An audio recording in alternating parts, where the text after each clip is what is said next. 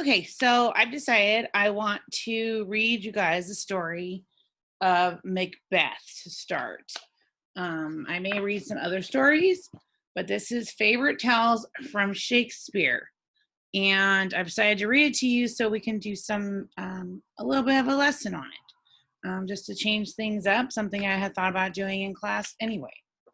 So let's go ahead and start. I'm not going to try and read the whole thing in one sitting because it's actually kind of long. So, Macbeth.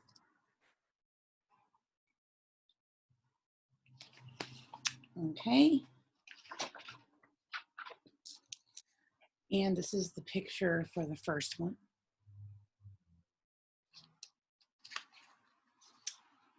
Long, long ago, three witches lived in a lonely moorland away out in the highlands of Scotland. Perhaps they are still there. I don't know. If you ever go there, keep a sharp lookout, especially when the weather is dark and stormy. Day and night, these witches boiled up wicked thoughts in a cauldron and danced around it hand in hand, lying in wait for people they could tempt, lives they could ruin. They could not tempt good people, only people whose thoughts were already evil. Their spells were very powerful. They could look into people's minds and read them. If people were only a tiny bit wicked, the witches can make them wickeder still. They lived in a cave and they made their temptations by boiling up horrible things like bits of toads and frogs and newts and lizards and snakes, or things taken from the stomachs of dead sharks. All the nastiest things you could possibly think of. They kept their cauldron always on the boil, and they could fly through the air to any place they liked, screaming on the wind and carrying their magic fire already lit, and singing an ugly little song. Fair is foul and foul is fair, however, through the fog and filthy air. They were not like witches you read about in fairy tales, but deadly and dangerous ones. At this time, Scotland was divided into small areas like counties, each ruled by a lord called the Thane, and these Thanes had to obey the king and help him when he was in danger. And if they did it well, he rewarded them with more land and with high titles and kept them close to him because he could trust them and rely on them. In the long time ago of our story, the king was Duncan.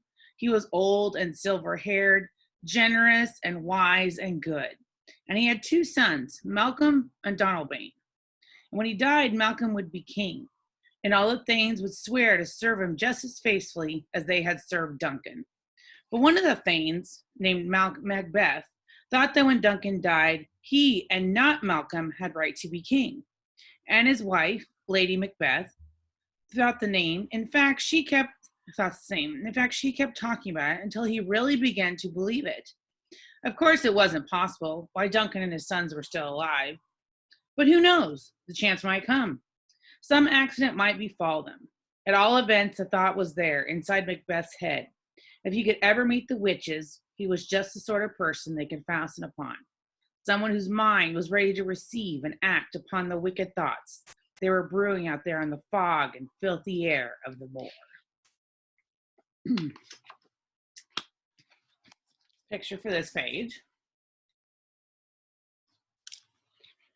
And then, in a quite unexpected way, the chance did come. The King of Norway came across the sea and attacked Scotland. And the Thane of Cawdor and some of the other Thanes turned traitor and joined him. So Duncan called together all the Thanes who were faithful to him and told them to bring their soldiers and help him. And there was a mighty battle between the two sides. And when the bravest on Duncan's side was Macbeth, along with his friend Banquo, he fought so hard and killed so many of the enemy that at last they gained the victory, and the King of Norway and the Thane of Cawdor were both driven from the battlefield. Macbeth was very proud to have beaten the king's enemies, and he set off with Banquo to tell the king all about the battle, then returned to his beloved wife at Glamis Castle, which was their home.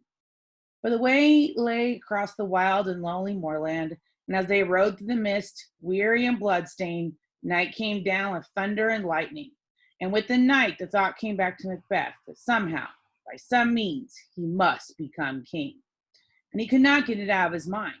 He felt he had served his country so well that it was no more than he deserved, and how wonderful it would be if fate could make it happen, and how his wife would enjoy it, and what a beautiful queen she would make.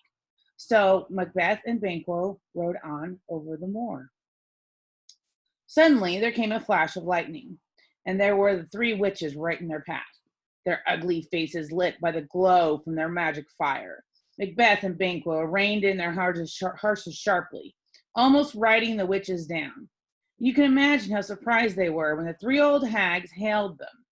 It seemed they knew who Macbeth was, for they called him Thane of Glamis. Then they told him he would soon be Thane of Cawdor as well, and that one day he would even be king.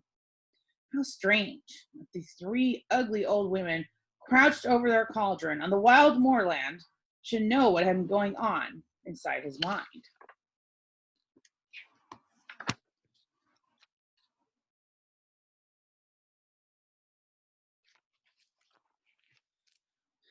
Then the witches spoke to Banquo, telling him that even though he would never be king himself, his children would be, and his grandchildren, and his great-grandchildren, on and on for hundreds of years. Macbeth commanded the witches to tell them more. He asked them how they were able to look into the future and see things that had not yet happened. How did they come by this strange knowledge? But the witches would not be commanded. There came another lightning flash, and they melted away into the air, and the moorland was empty again. Except for the thunder and lightning and the swirling mist and the howling wind. Macbeth was astonished when the witches should know his name and title, and even more astonished to be told that he would soon be Thane of Cawdor. But the Thane of Cawdor had not been killed in the battle. He had escaped and was still alive. But most of all, he was deeply disturbed that someone should tell him that one day he would be king, for apart from his wife, he never spoke a word of this to a soul. He was also astonished when the witches prophesied that Banquo, not himself, would be father to a whole line of kings. But for the moment, he thought mostly of himself, and his heart pounded with excitement, and he longed to get home and tell his wife what the witches had promised. He and Banquo had just mounted their horses and were about to start off again through the storm when messengers came riding up to tell him that the king had heard of Macbeth's bravery in the battle and had created him Thane of Cawdor as a reward. But how can that be, said Macbeth. Thane of Cawdor is still alive. I saw him escape from the battle. The messengers replied that Thane of Cawdor had been captured, and because of his treachery had been stripped of his title. Now he was under sentence of death, and Duncan had given his title to Macbeth, just as the witches had prophesied.